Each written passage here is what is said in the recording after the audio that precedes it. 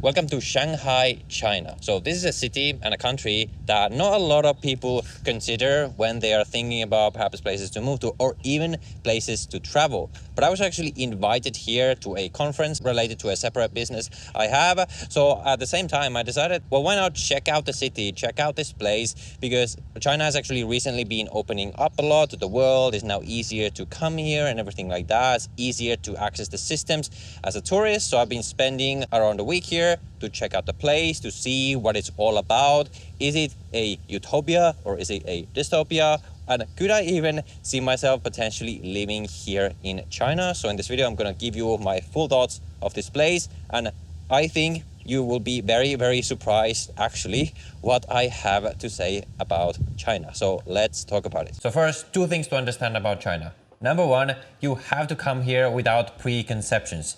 If you are especially from a Western country and you're used to listening to the media and you have certain views about China because of what the media tells you, you need to forget about all of those. If you have been watching this channel, you'll probably realize that I quite often don't see things in the same way as Western media. Whenever I go to any place, I like to have an open mind, and that is what you have to do if you come to especially a place like China. The second thing is that China is a particular place. It is very, very different to anything you have ever experienced before. They have completely their own systems for absolutely everything. The culture is very, very different. The language is obviously very, very different. So you cannot come to China expecting that it's gonna be a similar experience as traveling to any other place. In China, even most basic things do not work in the way that you would expect. Just to give you a couple of examples, if you just come to China without doing any preparation, you will not be able to book cars. You will not be able to use the metro. You will not be able to even pay for things, because even things like paying for things work completely differently to what you are used to. Most places either accept cash or card. In China, you cannot pay with cards, and most likely you cannot even pay with cash because they only have their own systems, specifically WeChat Pay or Alipay. So before you come, you need to install their own payment systems, connect them. Luckily now it's actually possible to use them as a foreigner. You connect them to your foreign bank card. So with those caveats out of the way, let's now talk about China, and specifically we'll talk about Shanghai because China is a massive place. There's a ton of different places. I primarily stayed in Shanghai, so that is what we will focus on here. As you might be aware if you've seen this channel before, on this channel we're not talking about these places from the perspective of travel. Whenever I go to a place, I like to look at it from the lens of, could I potentially live here? So even though probably a lot of people watching this channel are not actively considering moving to China, I still, at least just for fun, wanted to look at it through that same lens, because I think you will be very, very surprised to find out, if you ever come here, just how potentially even livable this place is. Now, will I move to China? Probably not, because there are some practical difficulties that we will discuss later on. But my overall first impression from Shanghai was that it was actually a very, very pleasant and surprisingly livable city. Overall, I would say Shanghai is a fantastic city if you just look at it as face value. However, there are obviously some practical difficulties that you will face as a foreigner in China that you will not face in pretty much any other place. For example, you cannot use Google Maps, but they have their own Maps app, which now is available in English. But if you're searching for things in English and things like that, it might not be as good if you were doing that in Mandarin Chinese. You can use those payments apps. That is all going to work just completely fine as a foreigner. But there are certain things that are still going to be kind of locked to you if you are a foreigner, if you are not a local resident, and especially if you don't speak Chinese. Just as an example, if you want to order food, their food delivery systems, I'm sure, are absolutely amazing, but the food delivery apps, at least the main ones they use, are only in Mandarin Chinese. While it's not like they don't want foreigners, it's just that there's so few foreigners that for any developers who develop their apps, it's not worth it for them to design them for foreigners, because there's so many more Chinese using them than foreigners. So this is how we do this translation.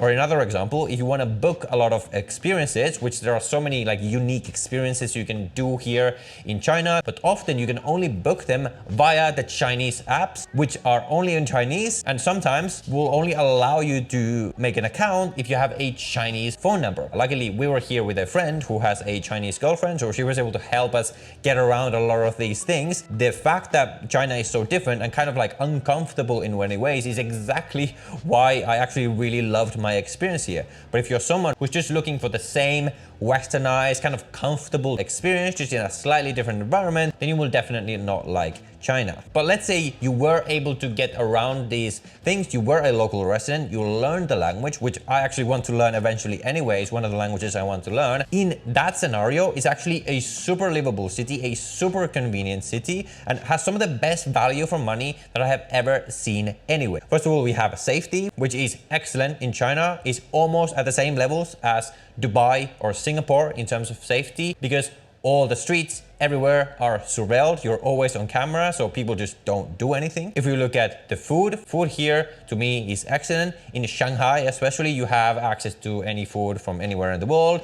Out of the cities in China, that's probably going to be the best one for you as a foreigner because they have the most amount of international cuisine there. Then if you look at the people here are actually super friendly. They don't speak any English pretty much. Sometimes someone will speak like a couple of words or something like that, but the language barrier here is much more complicated than it is anywhere in the world. But the people are still extremely helpful. When they see that you're a foreigner, obviously you don't speak the language, they will do their best to help you as much as possible. So you can get yourself around these basic situations, but the people here are absolutely amazing. The hospitality is excellent. I would even say like Thailand level excellent, which is like the highest standards anywhere in the world pretty much. And I was surprised by this because I was kind of expecting the people to be more like Hong Kong, where often they can be a bit more rude and not that helpful. But in mainland China, in my experience, people have been extremely helpful. Cleanliness is excellent. The streets are absolutely spotless. So you are seeing how China, especially again in Shanghai, has a lot of the same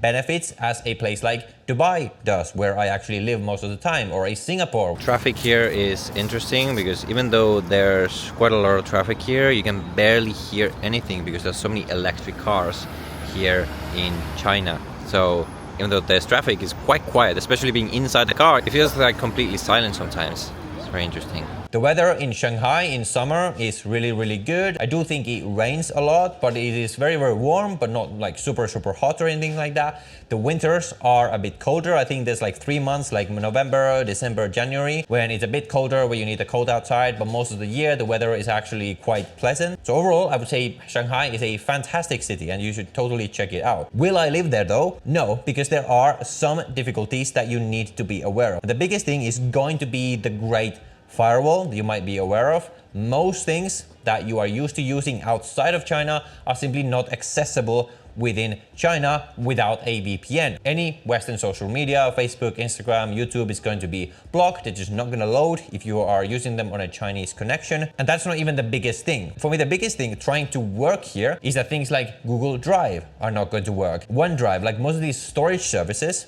you cannot use. And obviously for me as a YouTuber, it's not really practically that easy to work here or live here long term because of the fact that YouTube isn't accessible. So anytime I need to upload a video, I need to use a VPN and things like that. The bigger thing also is that if you're relying on a VPN, they're constantly blocking all the different VPNs. So one day you could just wake up and the VPN that you're used to using is now blocked, and now you need to scramble to find a new one, or maybe they find a way to block all of them. The other thing for most people is going to be the language barrier that we just talked about. Now for me, eventually it wouldn't be a problem because I like learning languages anyway. As a tourist, yes, you can get yourself around by using like sign language, by using translator apps when you're talking to someone in the restaurant. But for living, it would just not work. So if you're not willing to do that, obviously Mandarin is not going to be a particularly easy language to learn. That is again a practical difficulty that would prevent most foreigners from actually living here. And for me, obviously taxes matter. Now in China, they are actually lower than in the free Western countries, and there's a lot of exemptions available for foreigners. So it's actually reasonably tax friendly, which is something that a lot of people might find quite surprising, because even though technically on paper it's communist,